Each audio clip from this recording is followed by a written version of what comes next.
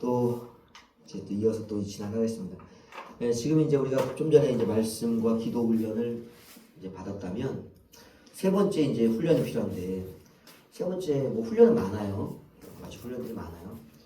이제 뭐 전도 훈련도 있을 것이고 봉사 훈련, 교제 훈련도 있잖아요. 사귐의 훈련도 있다고 해요. 그러니까 이제 그런 것도 많지만 우선적으로 이제 말씀과 기도 훈련 다음에 해야 될 게 뭐냐면 찬송의 훈련이 있어요. 찬송의 훈련. 지금 하는 걸 생각해 보세요.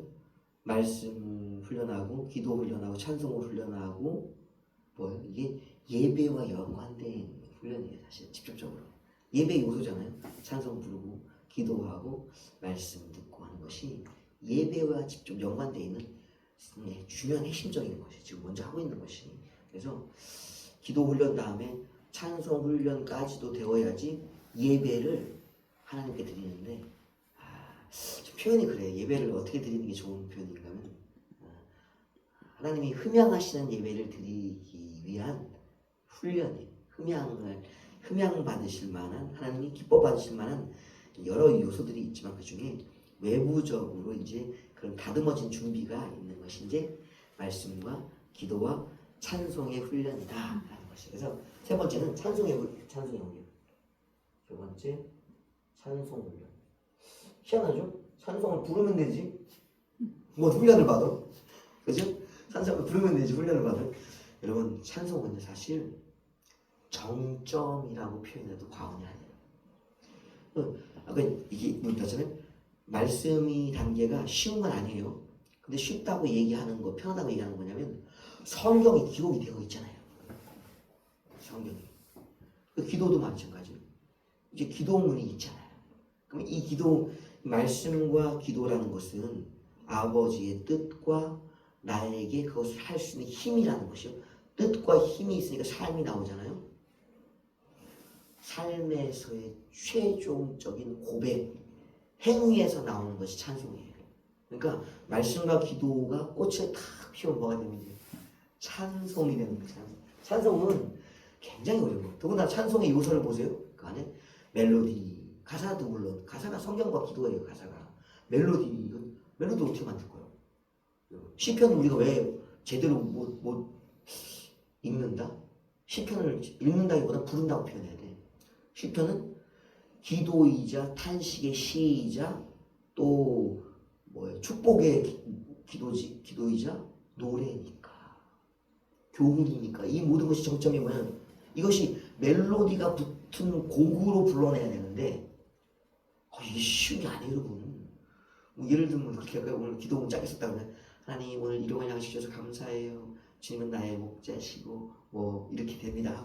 그 고백을 한 게 시편 23편이잖아요. 그러면 주는 나를 기르시는 목자요 나는 주님의 귀한 어린 양. 이게 뭐예요? 시편 23편을 노래한 것이라고 여러분. 찬송이 시편에 이렇게 하면 여호와는 나의 목자시니 내게 부족함이 없으리로다가 아니라 주는 나를 기르시는 목자요. 멜로디가 붙잖아요. 시편을 그렇게 읽는다고.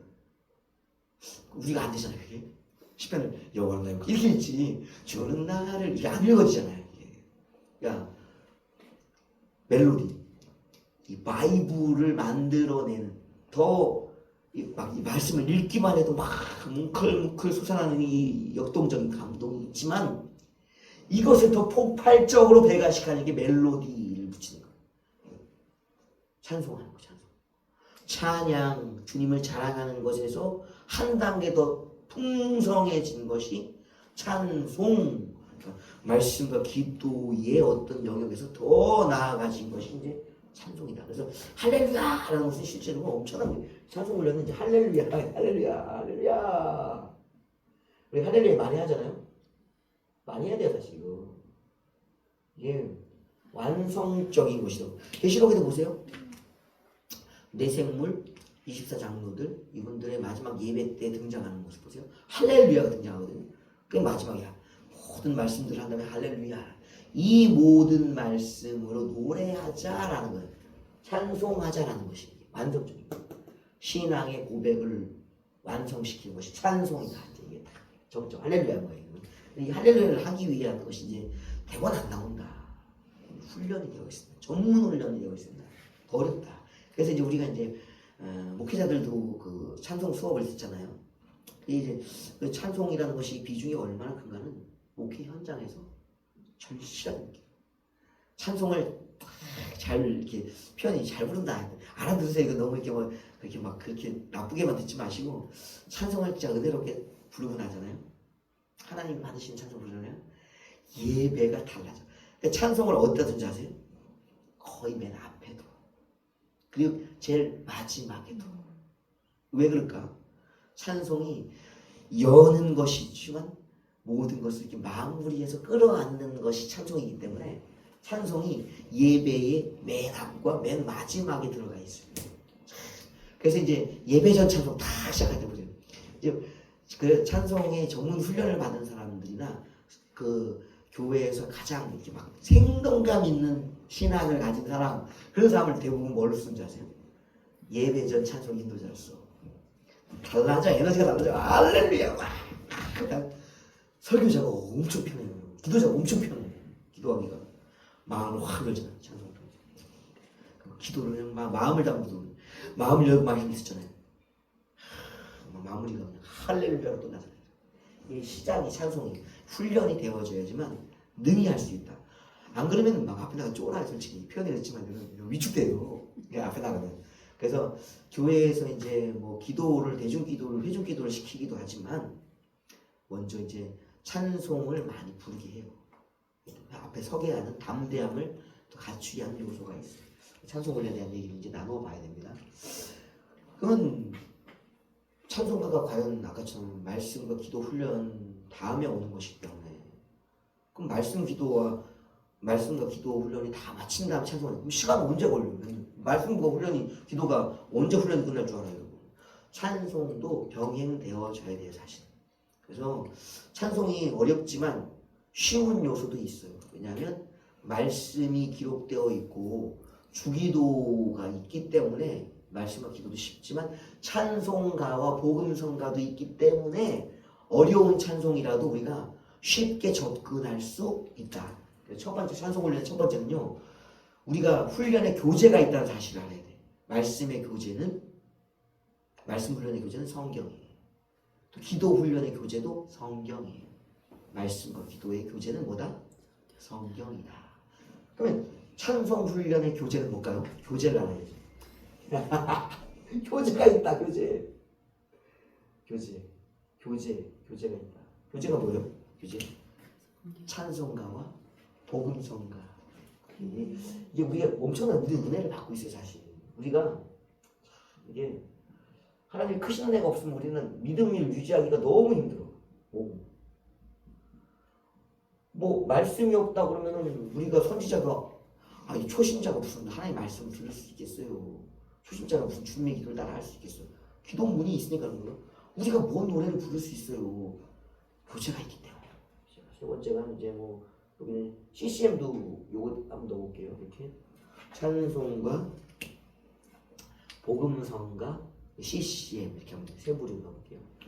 이 교재가 있기 때문에 교재가 있으면 뭐예요? 말씀이 있으면 그대로 읽으면 되듯이 교재가 있으면 그대로 따라 부르기만 하면 돼요. 일단은 따라 부를 수 있는 적어도 이제 세 부류의 방향에 찬송이 있다는 사실. 엄청난 은혜죠. 해봐! 그러는 게 아니에요. 이거 해. 해봐가 이거 해라는 것이 이게 교재가 있다. 그래서 찬송가가 있고 복음성가가 있고 CCM도 있다. 그래서 우리가 찬송을 부르기 편하도록 누군가 도와주고 제공해줄 것이 있다는 사실. 엄청난 복이에요. 첫 번째 교재가 있다는 사실. 그러면 이 교재에 대한 인식을 일단 해야 돼. 인식이 뭔가요? 이거는 과연 뭔가라는 걸 알아야 되는 거예요. 우리는 이제 찬송가를 많이 불렀잖아요. 기존 성도들은.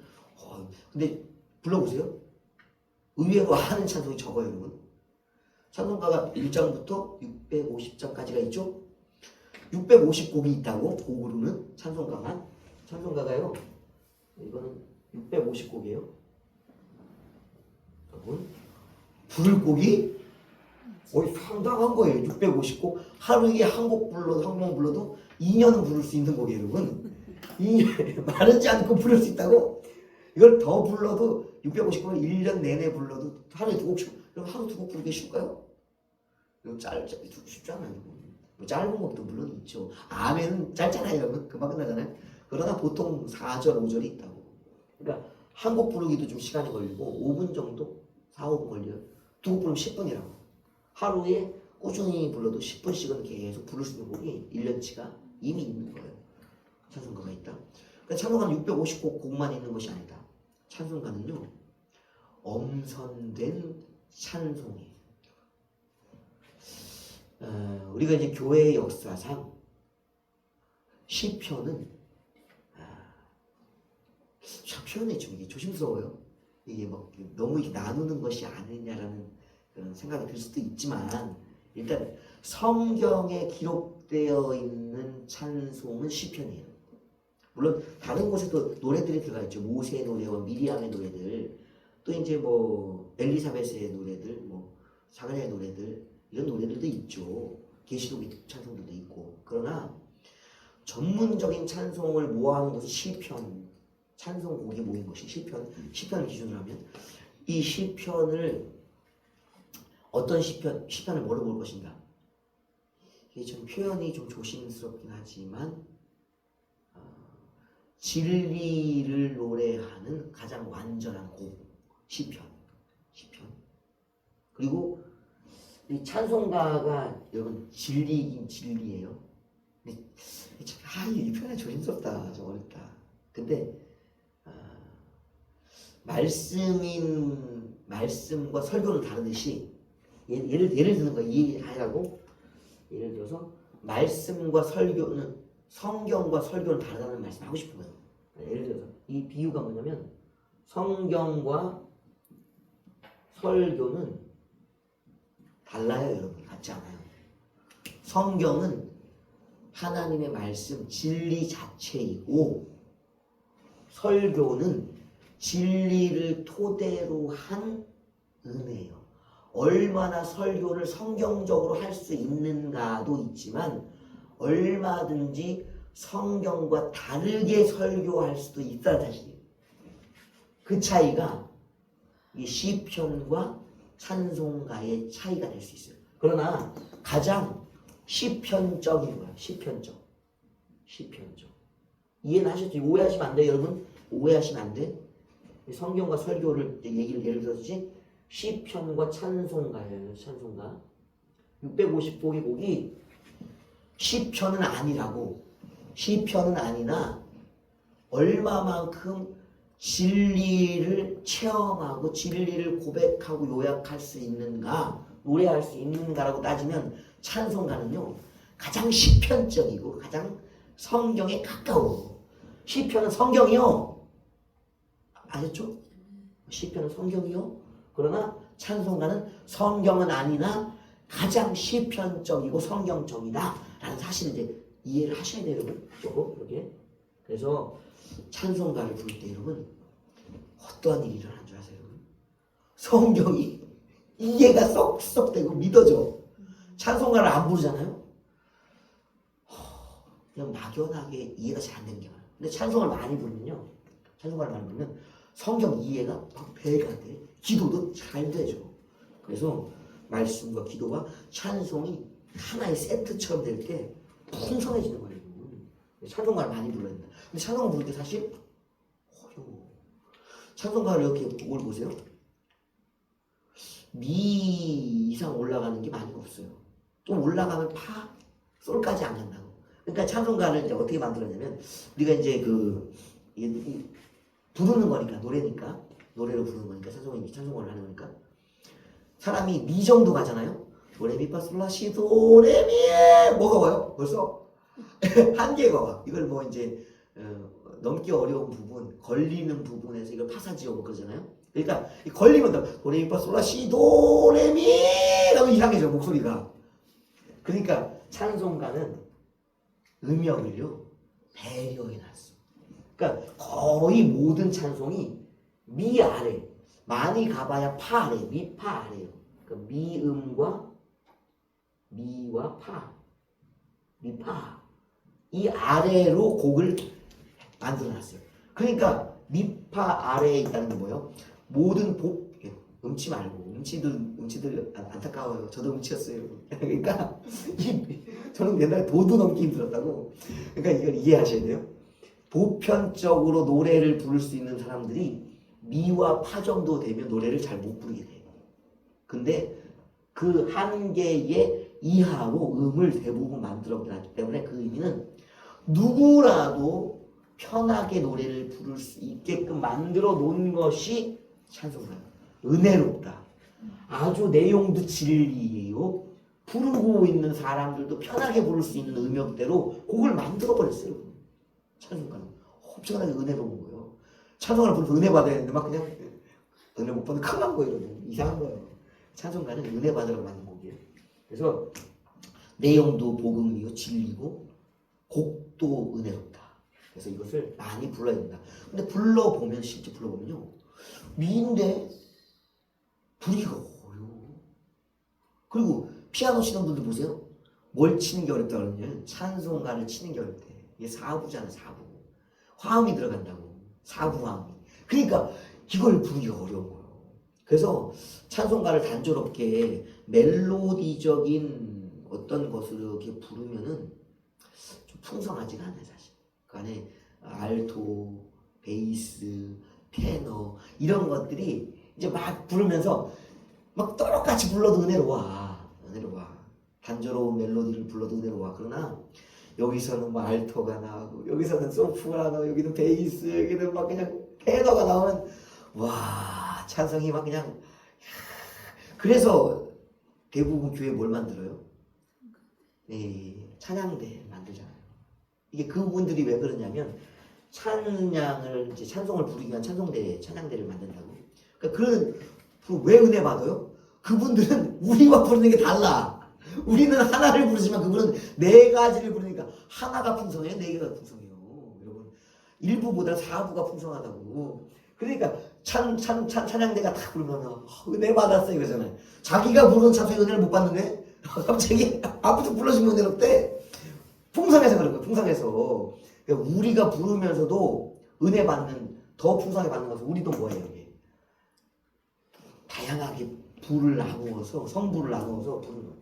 성부가 있고 미와 파는 모두가 부를 수 있게 만들었으니까 그 안에서 자 다르게도 불러보시고 다 부를 수 있게 했으니까 이게 풍성한 미파 뭐라고 할까 이걸 성부 이해가 되시죠? 파트라고 얘기했거든요. 이해하시면 파트 다양한 파트를 가지고 나누는 거예요. 파트. 그래서 파트가 있다. 그래서 더 은혜롭고 누림이 잘 되도록 만들어 놓은 것이 이 찬송가다. 그래서 사부로 부르기가 어려워요. 배워야 돼. 그러니까 이제 우리 찬송 훈련 때 옛날에 뭐였냐면 각자 남자들은 이제 테너와 베이스로 부르는 훈련했고 자매분들은 소프라노, 알토로 부르는 이제 훈련을 했어요. 그러다 보니까 뭐 소프라노도 부르고 알토도 부르고 테너도 부르고 베이스도 부르니까 그냥 내가 멜로디로 그냥 부르다가도 갑자기 화음을 넣고 싶으면 알토, 베이스, 테너로 가버리면 돼. 그럼 막 달잖아요. 그래서 더 은혜롭게 풍성하게 부를 수 있는 것이 찬송가다. 자, 이렇게 얘기하면 이렇게 교재가 있다. 복음성가는요?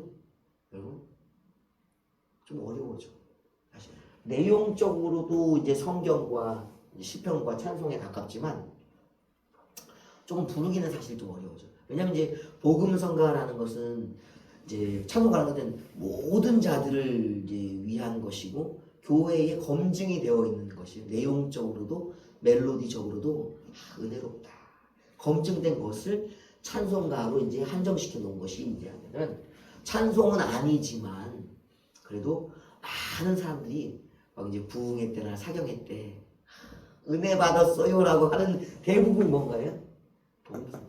이게 이제 찬송가는 예배곡이에요. 예배곡. 예배 때 주로 불러요. 예배에 주로. 복음성가는 이제 사경회, 부흥회 때 사람들의 어떤 지친 마음들 이제 이런 것들을 더 빨리 부드럽게 열었으면 찬송가는 이제 엄청난 영감이나 무게감이 또 있잖아요. 접하기가 부르기 좀 그렇다고 좀 그 차이가 있어. 나중에 설명드릴게요. 근데 이제 복음성가는 찬송처럼 이제 그렇게 막 무겁지는 않지만 그래도 은혜가 좀 있어요. 은혜가. 그래서 요 부르면서 막 사람들의 이제 그 마음의 심령을 일으키기 좋은 찬송가야. 근데 이제 이런 찬송이 사실 부르기는 어려운 게 있어. 왜냐면 미파가 아니야. 좀 높아져. 왜냐면 이제 요것은 이제 대중화로 자꾸 가다 보니까 여러분 보편적인 사람들이 부르는 것과 조금 더 재능이 있는 사람들이 부르는 대로 갈수록 음역대가 높아져요. 멜로디가 화려해져. 좀 단조롭잖아요. 이게 안정적인 은혜 중심이니까 복음을 어떻게 하면 잘 안전하게 전달하지 그 비중이 거기 있었다면 여기는 좀 더 자유롭게 전하고 싶어요. 안전한 것보다도 안전성도 가지고 가지만 자유롭게 표현하고 싶어요. 기교적으로 또 다양한 통으로. 그러니까 높이가 여기는 뭐 가면 막 솔도 나와요. 여기 솔 불러보셨어요? 솔? 약간 돼지 목 따는 소리가 나오기 시작하고 꼬꼬닥 소리가 나와. 여기부터 솔 정도가 나오기 시작하는 음역대로 솔 내기 쉽잖아요. 도레미파 솔라시도 도레미파 솔 여러분 얘기 안 난다. 저 그냥 이거 가자. 적응은 안 된 거잖아요. 안 난다고 소리 잘 안 나요. 그래서 이 정도를 부를 정도면 되면 실력자입니다. 찬송가로다가 이 미파의 음역을 단련돼 훈련되어서 이제 솔 정도가 가정도 음도 얼마나 꺾기 막 막 그러잖아요. 그런 것들이 이제 나온다. 그래서 복음성가는 좋은 점은 뭐냐면 좀 더 멜로디나 음역대가 친숙하고 표현의 영역은 넓어졌으나 과연 시편처럼 찬송가처럼 복음 안에 근접해 있고 벗어나지 않았는가는 좀 점검해야 돼요. 물론 은혜 놓고 복음적이 은혜가 없다는 얘기 아니에요. 진리와의 거리성이 얼마나 있는가를 조금 생각해야 되는 영역이 복음성가다. 그래서 이제 우리 처음에 이제 할 때 찬송 부를 때 이제 찬송 예배전 찬송 우리가 다 훈련 받고 하잖아요. 담임 목사님이 뭐라고 하시냐면 찬송가가 좋잖아요. 근데 막 부르면요 성도들이 못 따라와. 부르는 사역자도 예배자도 이 찬송의 은혜가 잘 안 껴치는 거예요. 왜냐면 내가 그 가사에 경험이 없어. 주님과 동행하는 막 그 고백 있고 이것이 나의 간증이라는데 3000층을 보고 왔다는데 그 간증을 찬송 부르는데 가본 적도 없는데 그 고백이 막 내 고백이 되겠어요? 찬송가는 연계를 막 왔다 갔다 하는 찬송을 고백하고 있는데 안 되잖아요. 안 되잖아. 그러니까 자기도 은혜가 없고 해중도 뭐야 나 어제 딱 죄랑 싸우다 왔는데 죄에 찌들어 왔는데 무슨 주님과 나밖에 없어. 은혜가 덜 돼. 왜 내 신앙이 아니니까. 너무 수준이 높아. 그러니까 담임 목사님이 야, 저 영성을 갖다가 그들의 영성 말고 너의 영성, 현재적 영성 낮은 것부터 시작해서 높여가라. 복음성가를 부르면서 너도 이 성도들도 마음을 열어가면서 이 찬송가로 갈 수 있도록 성령의 감화감동으로 갈 수 있도록 해라. 뭐부터 불러라. 복음성가부터 불러라. 막 그러잖아요. 이제 그런 이유가 있다고. 이 영적인 깊이가 조금 차이가 있기 때문에 낮다는 것보다는 보편적인 신앙이기 때문에 이제 이렇게 간다는 거예요. 너무 이것만 찬송가만 부르면 힘들다는 거예요. 복음성가도 부르면서 찬송가로 가라는 얘기 해주신 거예요. 그래서 이 생각을 해야 된다. 세 번째 CCM이에요. CCM은 말 그대로 이제 대중적인 크리스찬들. 이 크리스찬이라는 것이 이제 아주 사역적인 부분에서 성도의 어떤 모범적인 부분에서 있는 것만이 아니라 세속적인 그리스도인이 있잖아요. 그리고 또 그리스도를 모르는 사람들도 있잖아요. 그러나 예수님에 대해서 교회에 대해서 반감이 없는 사람들도 있다고 해요. 그런 사람들에게 다가가기 위한 거예요. 대중적인 그 멜로디 이게 CCM이에요. 그래서 얼마나 이 교회 안에서만이 아닌 세상에서도 부를 수 있는가를 고민하는 거죠. 그러니까 나쁜 것만이 아니에요. 이것은 이걸 나눌게요. 예배와 부흥의 사경회로 나눴다면 이걸 좀 나눠본다면 이건 세상 속에서예요.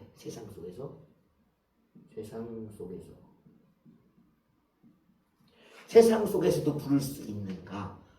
특별히 누구를 겨냥하는 것일까요? 믿지 않는 자들도 겨냥하고 있는 것이 이 CCM. 그러니까 멜로디가 어떻게 돼요? 우리 가요 들어보셨잖아요. 우리 한때 가요에 우리 능했던 사람들 아니에요? 노래방 문화에 우리가 젖었던 사람들 아니에요? 가요 어때요? 여러분 확 뛰어내. 그리고 음역도 이제 소울도 아니야 이제 말이야. 꽤 들고 다녀요. 뭐 3옥타브. 지금 옛날에 노래가 많이 바뀌었어요. 옛날에 가요도 3옥타브 도망가도요. 확 저런 소리가 나는데 지금은 뭐 3옥타브 소울, 4옥타브 휘슬 막 그냥 돌고래 소리가 나와. 돌고래 소리가 이게 돌고래 수준. 돌고래. 아이고야. 돌고래. 이거 갈 수 있겠어요 우리가? 죽었다 깨도 못 가. 우리는 보통 2옥타브 라시 그 정도만 돼도 잘 부르는 거예요. 근데 이건 돌고래 수준이에요. 뭐 3, 4옥타브를 가보죠. 2옥타브 수준이 아니고 3, 4옥타브를 가보죠. 수준이 전문적인 기교의 수준으로 갔다는 것이지. 가요 수준이라고 거의. 그러니까 음역대도 그렇지만 멜로디도 그렇죠.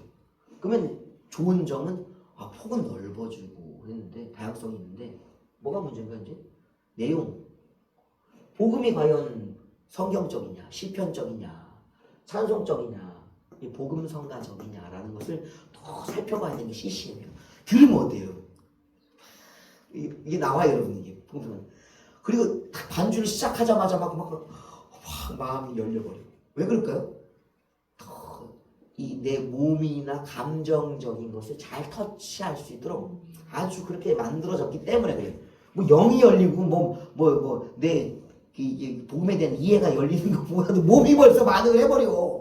그러니까 조심스러운 거예요. 그러니까 감정적이고 육감적인 영역에서의 찬송이 될 수 있는 가능성이 높은 거예요. 친밀하게 다가가서 할 수 있는 장점은 있는데 단점도 있다. 그래서 나쁜 것이 아니에요. 다만 이 세 가지의 교재를 어떻게 활용할 수 있을 것인가. 그럼 때에 따라 다른 거지. 아주 뭐 하고 싶어. 예배에 이게 자기의 영적 수준을 가지고 해야 돼요. 이게 안 되면서 자꾸 하면 무리 있어요. 근데 영적 수준, 말씀 훈련과 기도 훈련을 전제로 한 상태의 찬송을 때 전제예요, 여러분. 그냥 찬송을 부르는 게 아니라 말씀 훈련과 기도 훈련을 전제로 한 찬송을 부를 때 내가 아주 예배의 진리적인 성경적인 어떤 은혜로만 끌고 가고 싶다면 뭐 부르면 돼요? 찬송가로 그냥 레파토리를 끌고 가면 돼요. 그냥 아주 그냥 복음적이고 그냥 진리적이고 그냥 선포적이지. 그러나 뭘 감안해야 되는가? 성도들이 그냥 먼 산 보고 있을 가능성이 굉장히 많다. 왜? 지금 이 훈련은 다 누구를 위한 거예요? 성숙한 사람들? 아니, 초신자들이잖아요. 다음 2세대잖아. 2세대의 수준을 너무 높게 생각하면 안 된다고, 여러분. 그래서 2세대니까 훈련을 뭐부터 시작하는 거죠? CCM을 넣고 복음성가도 넣고 찬송가도 넣어서 레파토리를 짜보면 난 예수 모르는데도 갑자기 멜로디가 가사가 모르면서 따라온다고? 그러다 갑자기 복음이 갑자기 찬송으로 강제적인 견인이 되는 거예요. 견인. 이게 믿음의 견인만 있는 게 아니에요. 성도의 견인만 있는 게 아니에요. 찬송의 견인도 있어. 여러분 이렇게 갑자기 여기 가면 안 된다고. 이거는 성숙하고 많이 불러본 자들이에요. 솔직히 교회 다니면서도 찬송가 몇 번 불러봤냐 그러면요. 네? 찬송가를요? 부르는 거 매주 부르죠. 그거 50곡밖에 안 돼 거의. 전곡 650곡 불러본 사람도 거의 없어. 아는 것만 해서 불러본 것도 없어. 매일 부르는 레파토리가 거기서 거기요. 저도 불러보니까 그렇더라고.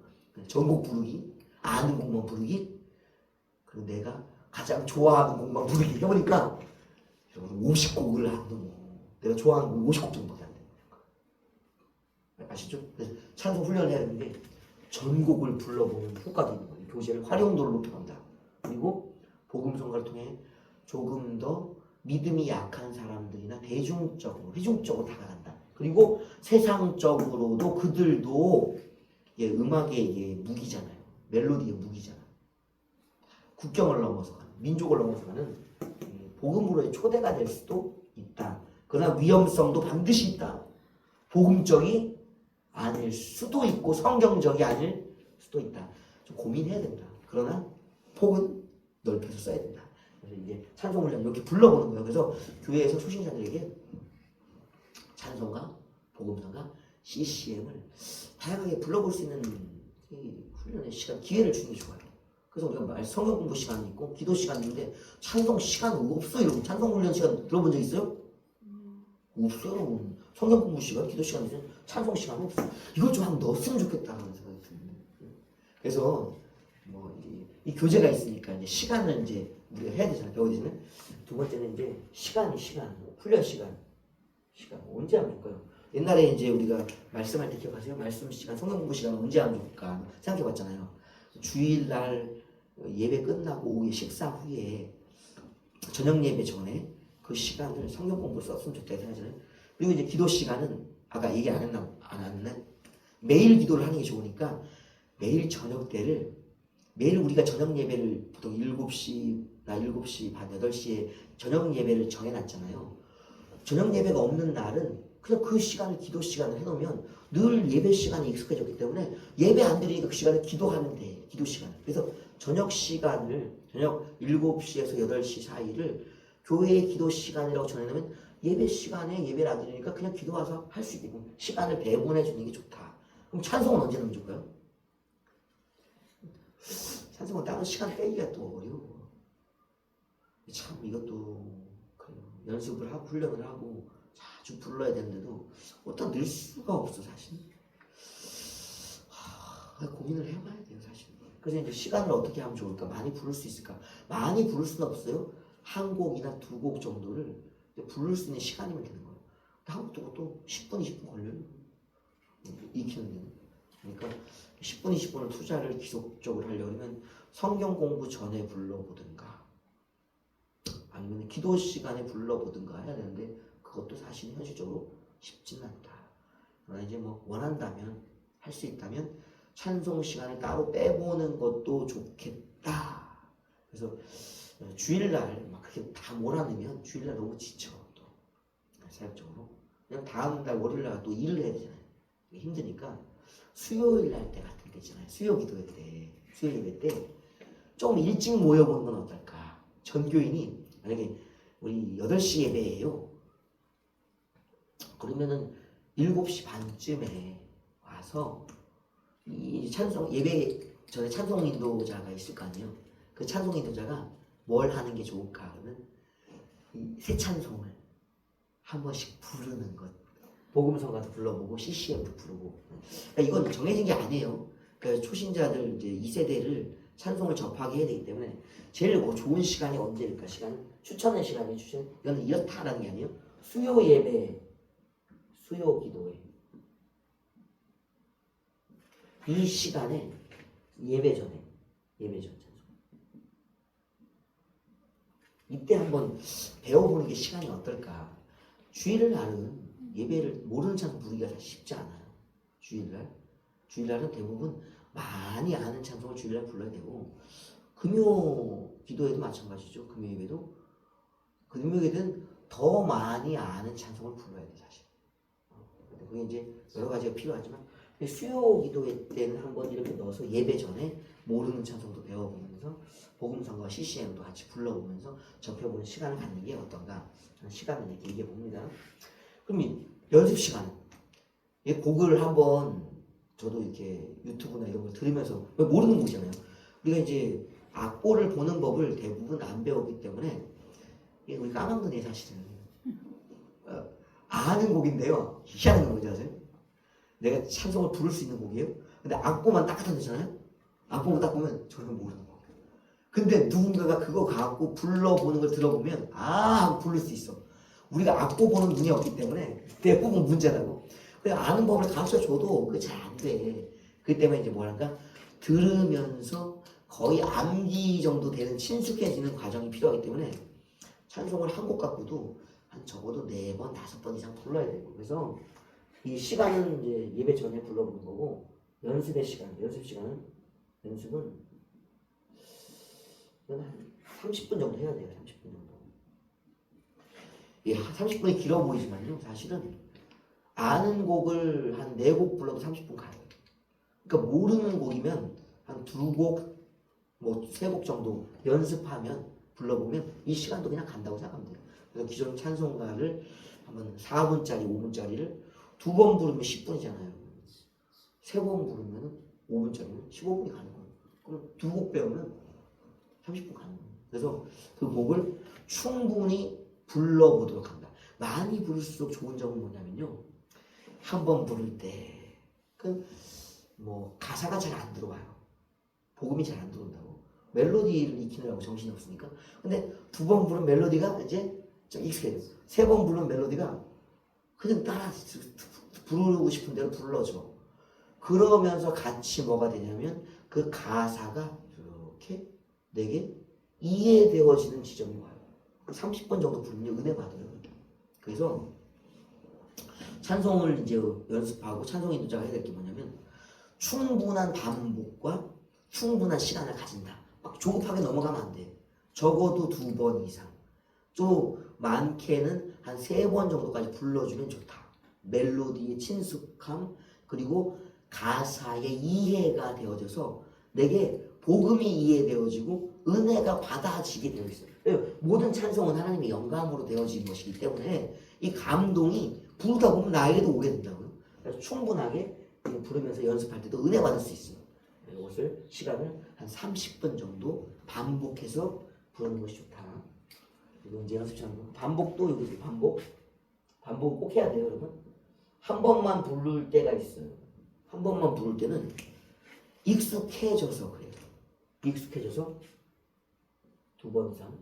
왜냐면 뭐 말씀을 늘 접하고 기도했던 사람은 한 번만 딱 불러도 주여 은혜 받아.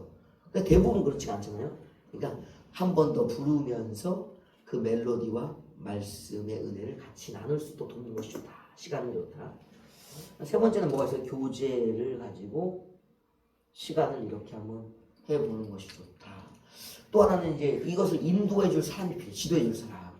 이게 구하기가 사실 쉽진 않아요. 왜냐면은 지도자예요, 지도자. 인도라고 할게요, 인도자. 시편에도 보면은 써 있는 게 있어요. 인도자를 따라 부른다. 이제 표현이 있잖아요. 그러니까 앞에서 선창자가 있어줘야 돼. 우리가 대부분 용기가 없어요. 찬송을 제가 옛날에 인도할 때 보면 어떤 일인지 아세요? 반주를 어느 정도 크기를 키워놓고 마이크 볼륨을 높여놓은 상태에서 막 내가 인도자가 부르니까 대부분 목소리가 안 들려. 반주에 묻혀서. 근데 반주를 줄이고 내 목소리를 줄이면 어떤 일이 벌어지는지 아세요? 회중의 목소리가 안 들리는 상황이 있다는 거예요. 반주에 묻히고 인도자의 소리에 묻혀서 회중들이 찬송을 안 부르고 있다는 사실, 못 부르고 있다는 사실을 모르고 지나갈 수가 있다는 사실이에요. 그래서 이 지도자를 세워서 일단은 회중들에게 찬송을 부를 용기를 심어줘야 돼요. 우리 용기가 없어. 시켜보면 못 불러. 특성 못해. 개인 찬송이 안 되는 경우가 커다하다고.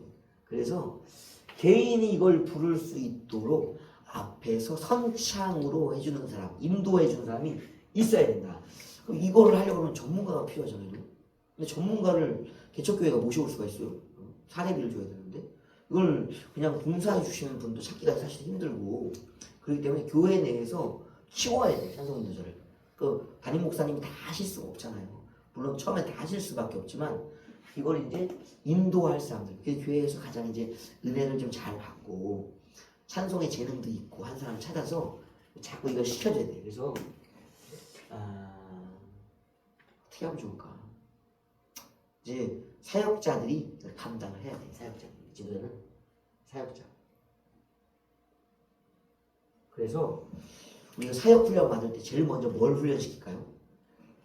찬송 훈련을 시켜.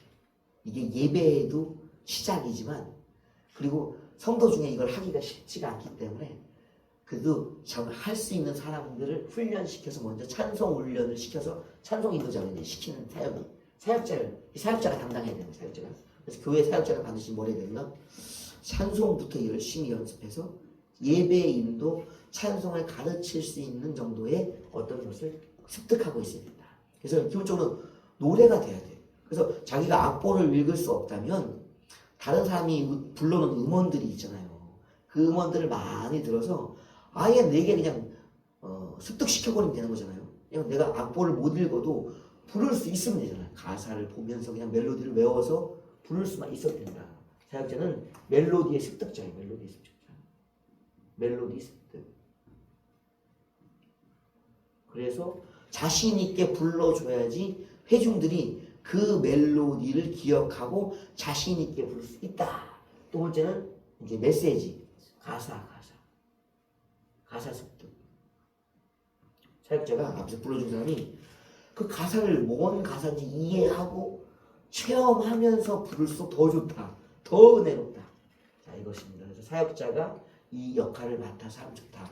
그래서 교회에서 찬송 인도를 맡겼다? 그럼 뭘로 생각해야 되는 줄 알아요? 아, 나 예배의 위원이 되거든. 나 사역자가 되거든. 이거 귀중한 거예요. 이게 의미가 예배 위원이 되었다는 거예요. 예배 위원. 그 뭐 기도 헌금 위원 뭐 이게 아니라 찬송 인도자도 예배 위원이 되었다는 생각을 가지고 사명감을 갖고 예배의 책임을 갖고 이것을 감당하는 것이 좋다. 두 번째 지도자가 해야 할 건 자신감이에요. 자신감. 같은 찬송을 불러도요. 들어보세요. 어떤 찬송이냐? 내 구주 예수를 더욱 사랑 이렇게 부르는 거야. 내 구주 예수를 더욱 사랑. 어때요? 뭐가 차이가 나요? 단순하게 같은 음을 부르고 같은 가사를 고백하는데 외우고 있잖아요. 뭐가 부족한 거예요? 자신감. 내 구주 예수를 자신감만 거기다 집어넣어도 찬송 인도를 아주 은혜롭게 할 수 있어요. 지도 믿지 못할 것 같으면서도 지 구주도 아닌 것 같은 애야. 너나 너 구주를 예수 구주로 고백해라 얘. 그게 확신도 없어가거든. 이런 상태로 고백하는 거랑 다르다고 이러고 회중이 그 찬송을 들으면서 그러면 내 구주 예수를 고백할 수 있겠어요? 같이 겨들어간다. 내 구주 예수를 자신감. 못해도 말이야. 틀려도 삑사리 있잖아요. 예전에 우리 그 권사님들 나오면 어떻게 찬송가를 내 구주님 손길 가는 뭐 가사도 다 틀리고 멜로디도 뭔지 몰라. 그러나 그분들에게 뭐가 있지 아세요? 자신감이 넘쳐. 내가 말씀과 기도 속에서 노래는 안 배웠으니까 못할 수밖에 없지. 그러나 자신감 충만해. 가사, 음정, 박자 다 상관없어. 자신감 충만하게 막 그냥 부르는 거야. 여러분. 중요해요. 중요해요. 앞에 선 사람들, 그 찬송을 배우는 사람들도 이걸 배워야 돼. 그러니까 여기서는 막 다 할 것 같지? 앉아서는. 여기서 진짜 막 제대로 안 부르니까 앞에 세워놓으면 다 비실비실이요. 비실이들. 자신감. 예. 부르는 사람도 연습하는 사람, 배우는 사람도 자신감을 가져야 돼. 세 번째는 뭘까? 지도자가 됩니다. 찬송 인도자가 됩니다. 물론 영감적인 것도 있어요. 영감을 할까요? 세 번째가 영감이요. 영감이 있어야 돼요. 영감을 어떻게 하면 좋을까요? 그는 성령의 임재. 야, 참 이게 말씀도 성령의 감동으로 된 거잖아요. 기도도 성령 안에서 하잖아요. 찬송도 영감으로 임재 안에서 해요. 임재 뭘 상관이 없잖아요. 말씀 읽을 때, 기도할 때 다 임재를 체험하면서 하잖아요. 찬송도 마찬가지. 임재적 찬송 달라요. 자기가 위에서 은혜가 비처럼 내려. 그것을 찬송을 부르는데요. 그러면 어떤지 아세요? 이 찬송의 가사도 은혜롭지만 지금 내게 임하고 계시는 성령님의 은혜가 주의 은혜가 주의 자비가 내게 비처럼 내리면서 이 비에 맞으면서 이 충만함은 임재적인 모습. 엄청나게 간절하게 이제 듣는 사람이 다 뭐라 그러는지 아세요? 하나님이 흠양하셨어요. 오늘 내 마음에 성령님이 화답하셨어요. 임재적 찬송. 그래서 찬송 인도자들 보세요. 시편 찬송에 누굴 세운지 선지자들이 하는 게 선지자들이. 이게 선지자의 찬송입니다. 선지자. 그러니까 이게 엄청나게 중요한 거예요. 그래서 인도자 예배위원이라면 은혜를 아는 자가 서야 돼. 반드시 영감을 위해서. 이거 영감 있는 자가 해야 된다. 또 무엇이 건지 실력도 있어야 되고 자신감도 있어요. 이게 실력도 있어야 되고 자신감도 있어야 되고 영감도 있어야 돼요. 또 뭐가 있어야 될까? 뭐가? 실력과 자신감과 영감이 있어야 돼. 교회적 유대감이 있어야 돼. 유대감. 교회 유대감. 교회적 유대감은요. 교회적 유대감. 이건 뭐냐면 이 찬송이 단순히 찬송만이 아니에요. 뭐 설교도 그렇지만 그 사람에 대한 어떤 이미지나 인식도 반드시 따라와요. 그러니까 사람에 대한 평가예요. 사람에 대한 평가. 사람 평가가 따라온다고. 예를 들면 그거예요. 저 사람이 봉사도 하나도 안 해요. 아니 이게 성도들과의 친밀감 어떤 사람 그 사람이 있어요? 뒤집 다 지금 목이 곧은 백성들이 있어 교회에 인사 한마디 안 해. 성도들 보면서. 그래서 앞에 나와서 찬송이들은 막 그냥 막 이래 그 성도들이 뭐라고 생각하는 줄 아세요? 아유 이래요 이래. 막 주님께 예배 위원으로서 자신감 가지고 영감을 가지고 막 자기는 하고 있는데 성도들은 아유 이러고 있다고.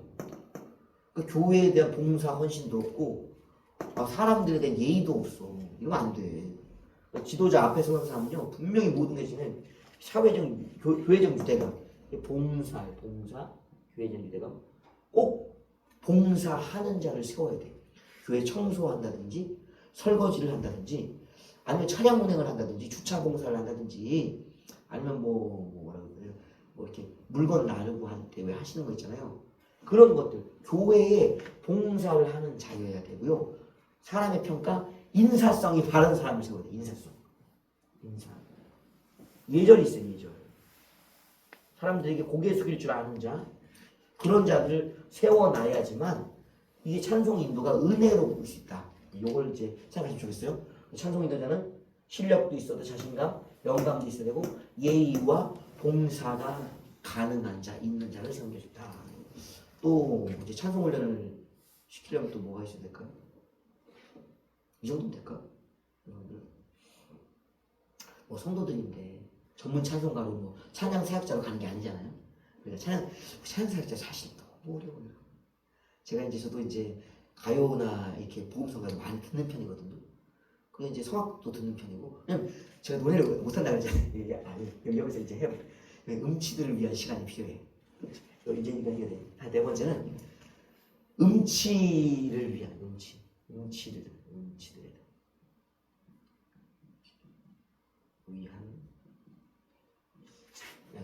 음치를 위한 연습. 왜냐면 이제 이거는 다 보편적으로 할 수 있는 사람들이잖아요. 근데 교회가 모두가 찬송을 잘 부를 수 있는 게 아니에요. 음치들이 있어요. 이 음치들은 뭐가 이제 안 되냐면요. 청음이 안 되는 경우가 대부분 많아요. 글을 못 읽는 사람이 없잖아요. 요즘 이제 대부분은 우리 운명열이 났잖아요. 학교를 초등학교 정도 다 졸업하시기 때문에 글을 못 읽는 경우는 거의 없다고. 뭐가 이제 음이 안 나와. 그냥 예를 들어서 피아노를 갖다가 도레미파솔 처음은 이게 도레미파솔 이게 그렇게 음이 계단처럼 들려야 되는데 솔라시 도레미파 솔라시 솔파미레도 이렇게 음이 이렇게 들려야 되는데 이게 없어. 이게 높낮이가 없어. 그냥 도레미파솔라시도 도레미파솔라시도야. 이분은 4옥타브 가도 도레미파솔라시도야. 그냥 멜로디가 안 들려. 멜로디라는 음의 높이. 그러니까 이게 멜로디가 안 들려. 멜로디가 없어. 안 들린다. 참 어려워요. 안 들리는 걸 어떻게 따라하겠어요? 듣고서 따라하는 건데. 모방이잖아요. 이 멜로디. 저도 이제 어느 정도 그런 게 있었어요. 박자는 그래도 이렇게 따라가시는데 멜로디가 안 돼. 이게 큰 문제거든요. 그 노래 자체를 부를 수가 없는 거예요. 불러도 자기가 이상하기 때문에 자신감이 엄청 떨어진 거예요. 그래서 이게 멜로디가 안 들리면 자신감 결이요. 그래서 이걸 높여줘야 돼. 야, 너의 목소리가 들려 너목보고 그런 거 나오잖아요. 그럼 보면은 음치가 섞여 있잖아요. 근데 막 사람들이 막 배꼽을 잡고 있잖아요. 노래를 너무 못하니까. 그런데 그 음치들 보세요. 표정 진지해요. 여러분 그거 자신감. 멜로디는 멜로디고 안 들리는 건 안 들리는 거고 나는 부른다. 이게 해답은 뭐야? 나는 부른다. 그래서 음치를 혼내 부르면 안 돼. 음치 혼내 부르면 안 돼. 그냥 이 계속 연습 시간 때 반복 시간 있잖아요. 그래서 그냥 부르게 해야 돼. 나는 가수다. 나는 부른다. 나는 음치다. 인정해야 돼. 여기는 나는 부른다. 나는 음치다. 인정. 나는 음치다. 그냥 부르는 거 인정하고 남치다.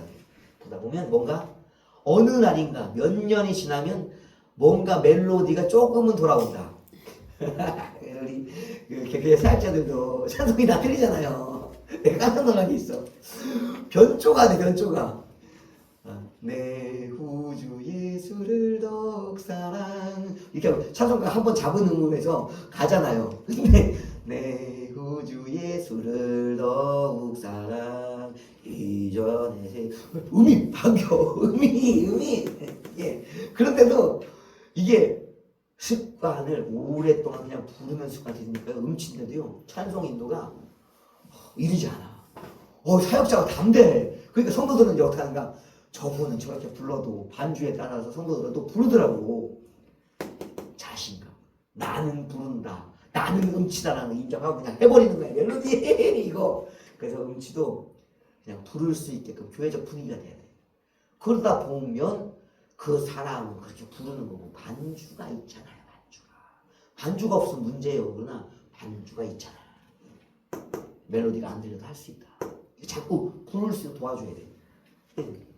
두 번째는 이제 박자. 박자가 없다. 이게 심각한 거예요, 이것도. 왜냐면 막막 불러. 우리 그거 어디서 지금 이건 사역자도 다 잘 안 되는 경우가 많아요. 반주가 세거나 어느 정도 나올 때 있잖아요. 그러니까 반주를 무시하면 안 돼요. 반주 크기가 커져야 돼요, 어느 정도. 너무 크면은 소리를 다 이제 죽이기 때문에 잡아먹기 때문에 안 되지만 50대 50이 전 좋은 것 같다는 생각이 들어요. 잘 부르는 사람이면 목소리가 더 커도 상관없는데 보통 잘 부르기가 쉽지 않잖아요. 그러니까 반주와 이 목소리가 50대 50 정도면 돼요. 근데 반대로 이 반주가 너무 작아버려. 멜로디가 안 들려. 그럼 박자 놓치기 쉬워. 반주는 탁탁탁탁탁 정해진 음과 속도로 가지만 우리는 음과 속도가 정확하지가 않아요. 그러니까 갑자기 반주가 작을 때 어떤 일이에요? 반주는 지금 여기서 따라오고 있는데 벌써 찬송은 끝났어. 신나갖고 내 주 예수를 찬송합니다 막 그러고 찬송은 지금 반주가 나오고 있어. 내 주 예수를 따라오고 있어. 막 신나서 막 가는데 박자가 없어. 그래서 이거는 살릴 방법. 이것도 뭐예요? 다 훈련. 그래서 그 템포가 계속 가는 대로 또 음원들을 많이 듣고 인도자의 소리를 들으면서 계속 이렇게 이게 습관이 돼요. 박자 리듬이 이게 몸의 리듬 이게 돼요. 이것만 돼도 어느 정도 박자가 막 빨라요. 왜냐면 대학이 알아. 찬송가를 이렇게 시작했어. 뭐가 있죠? 빈들의 마른 풀같이 시들은 나의 영혼 오늘의 흡족한 은혜 주실 줄 믿습니다. 뭐가 느껴져요? 내 몸 자체가 막 빨라지는 게 느껴지나? 노래가 빨라지는지는 몰라도 몸을 타다 보면 내가 빨라지네. 그럼 어떻게 돼? 막 안 되잖아. 주실 줄 믿습니다. 박자가 다시 돌아올 수 있는 기회 중 뭘로? 몸을 움직여야 돼. 박자가 없는 사람들은 해답은요. 흥이 없어. 흥이 넘치거나 없다. 흥이 안 넘치니까 너무 넘치니까 과하다. 흥의 여부, 흥의 조절. 흥을 뭐라 하지? 기분이라고 할까요? 감정, 기분, 감정, 기분, 이 몸의 흥이 조절이 필요해. 조절. 그래서 이 조절의 방법이 뭐야? 몸을 쓰는 몸. 몸을 움직이는. 그래서 우리가 음치들이 몸치일 가능성이 굉장히 많아요. 몸치.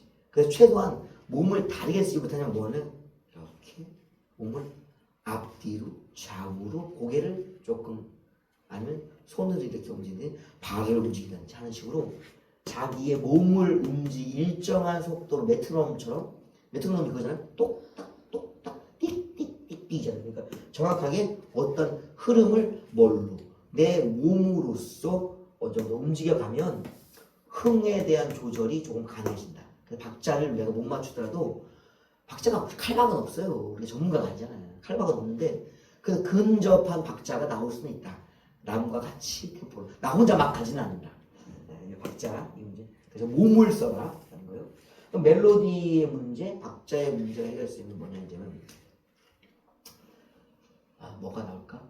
감정의 문제가 있어요. 감정. 왜냐면 잘 부르고 못 부르고는 결정타는요. 감정이 중요해요. 감정. 왜냐면 어떤 사람은 너무 정확하게 음으로 박자로 잘 불렀는데 감동이 없는 경우죠. 감동이. 음치들이 대부분 그걸 못하거든요. 감동이 없어. 감동이 없다. 그냥 부르고 있는 거. 그래서 최대한 내 기분을 흥도 있지만 흥에 따른 기분을 넣어줄 필요가 있어요. 그래서 이제 말하듯이 하라고 하잖아요. 그 말하듯이만 해도요 굉장한 감정이 전달된다. 그러니까 읽듯이 하지 말라는 얘기예요. 읽듯이. 그러니까 여기 감동이 없다라는 부분은 책 읽듯이 하지 말라는 책. 이 부분은 우리 책이 어떻게 읽어요? 하지 말라. 책을 어떻게 읽어요? 하나님이 세상을 이처럼 사랑하사 독생자를 주셨으니 이는 저를 믿는 자마다 이렇게 노래하면 어떻게 될까요? 노래가 굉장히 은혜로운 노래가 될 수가 없겠지요. 여기 뭐가 붙어있는지 말하듯이 하나님이 세상을 이처럼 사랑하사 같은 가사인데 책 읽듯이 하지 않고 뭐 하듯이? 말하듯이. 그래서 이 말하듯이가 사실 어렵지 않아요. 왜? 우리가 늘상 뭘 하고 있으니까? 말하고 있으니까. 이게 의외로 안 돼. 말하듯이 하라야. 그래서 우리가 내가 말하는 걸 잘 생각하면서 말해야 돼요. 안녕하세요. 반갑습니다. 오늘 좋은 날이네요. 뭐가 붙어있어? 말에? 멜로디, 리듬이, 높이가 붙어있지. 박자에. 안녕하세요. 이게 뭐야? 박자 이게 안녕하세요. 반갑습니다. 저는 오늘 여러분과 함께 나눌 이게 뭐야? 칼박이네? 무매 돌리네? 이렇게 하면 전달이 돼. 안녕하세요. 반갑습니다. 날씨 좋죠. 멜로디와 오늘 그런데 박자가 그런데 오늘 멜로디와 박자가 말 속에 다 있다고. 우리가 말하는 모든 것이 AI 말 이런 이게 아닌 이상은 우리 모두는 저마다의 멜로디, 저마다의 박자를 가지고 말하고 있다고. 저도 지금 맞아요. 가지고라고 말하면 생각이 되는 거죠. 속도가 있죠. 속도.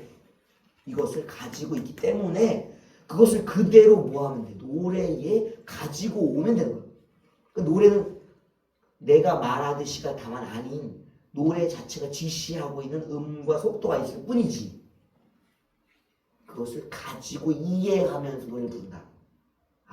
말하는 것처럼 여기도 그렇게 말하듯이 정해놓은 이렇게 말하라고 하는 게 되고 말로 이해하면 된다. 그래서 빈들의 마른 불같이 앞에 예전에 읽어주니까 노래 말아 빈들의 마른 불같이 시들은 나의 영혼 그렇게만 불러줘도 뭐가 와?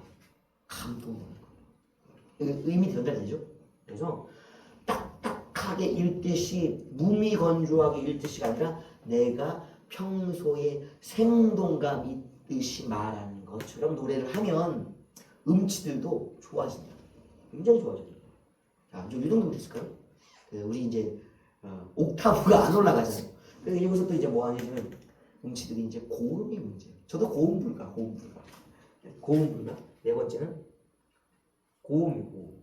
그리고 고음을 꼭 뭐 3옥타브, 4옥타브 이게 고음이 아니에요. 심지어는 2옥타브 도 이것도 안 될 수 있어요. 고음 불가. 2옥타브 도라는 것은 뭐냐면 도 시작하잖아요. 도, 레, 미, 파, 솔, 라, 시, 도. 요 도도 안 되는 사람이 있다고. 도, 레, 미, 파, 솔, 라, 시, 도, 레, 미 가야지 찬송가를 부를 수 있는데 이 도도 안 돼. 음역을 어떻게 높여야 돼? 도, 레, 미, 파, 솔, 라, 시, 도. 자신감 있게? 물론 그렇죠. 목 다셔. 소리를 내는 고음불가 이거고 높은 음만이 아니라 내가 내고 싶은 저 찬송가와 복음성가 CCM에 있는 어느 정도의 음들을 낼 수 있을 정도의 음이면 되는 거예요. 그걸 내려고 그러면 뭐가 필요한 거예요? 소리를 내는 방법이 필요해요. 여기서 고음불가는 소리 내는 방법. 소리를 어떻게 내는 소리 내는 방법.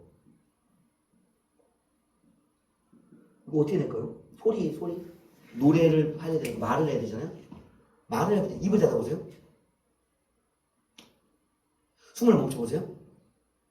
호흡을 전혀 없이 말을 해보려고 했어요. 말이 호흡을 안 쓰면 말이 안 나와.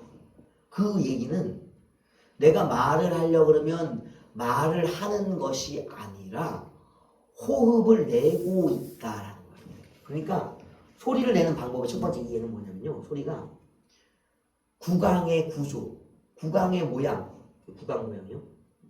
구강의 모양 만들기. 입술과 입 모양을 혀의 위치를 만드는 거에 따라서 뭐가 달라진가? 말이 달라진다. 소리라는 것이 당연히 뭘로 구성되어 있는가? 입 모양과 호흡. 입 모양과 호흡이 말이 된다라고 이해를 하셔야 돼요. 생각을. 그래서 소리를 내는데 호흡을 안 쓰려고 숨을 안 쓰려고 그래. 안 돼. 들이마신 것이 있어야 내뱉고 내뱉으면 다시 들이마실 수밖에 없는 거예요. 우리 말할 때 똑같잖아요. 하다 보면 말이 숨이 차잖아. 멈추고 들이마시고 다시 말하잖아요. 노래도 똑같아. 호흡을 반드시 가지고 있어야지 뱉고 들여 마셔야지만 소리가 난다. 그리고 뭐야? 모양을 만들어준다. 이렇게 고양이가 안녕하세요. 반갑습니다. 저는 누구입니다. 아이고 말이 잘 안 되죠? 모양이 맞게 된다고. 잘 전달하고 잘 말하려면 입이 다양하게 모양과 호흡, 숨을 섞어야 된다. 그 찬송은 뭐 해야 되는가? 이 호흡이 여기서 나와요. 여호와가 우리에게 불어넣어 주신 생명이야. 생명.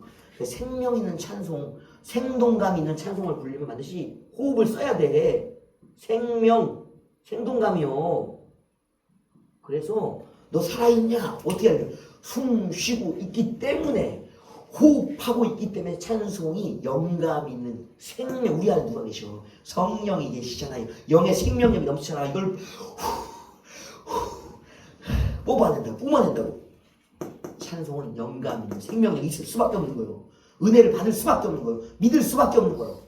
성령 받을 수밖에 없는 거예요. 복음이 전해질 수밖에 없는 거예요. 그걸 입 모양, 혀 모양을 통해서 만들면서 말로, 소리로 전해질 수 있어요. 이게 말이에요, 말. 결국 이게 말이 되는 거예요, 말.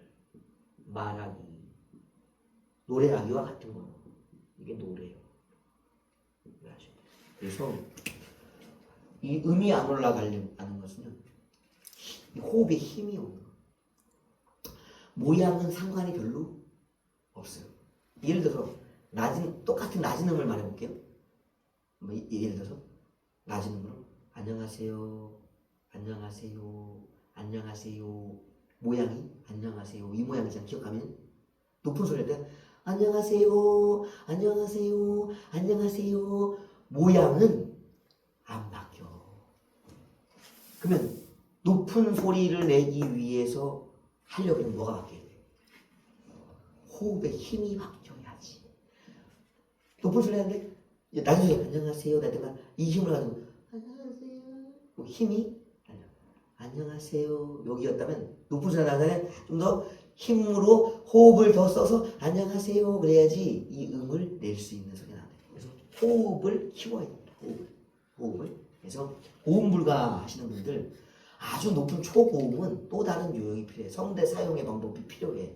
그러나 미, 파 정도 아래쪽의 음들은 굳이 성대를 접촉하는 모양을 바꾼다든가 뭐 늘린다든지 아니면 또 다른 가성의 영역이나 뭐 믹스 보이스라는 부분의 이야기들을 쓸 필요도 없이 진성으로만 말하는 소리처럼만 해도 이 웬만한 미 정도의 음은 낼 수 있다. 뭘 호흡을 좀 더 뭐 하면 돼? 강하게 돼. 숨을 이렇게 부는 게 아니라 안 되니까 세게 불어보지 말아요.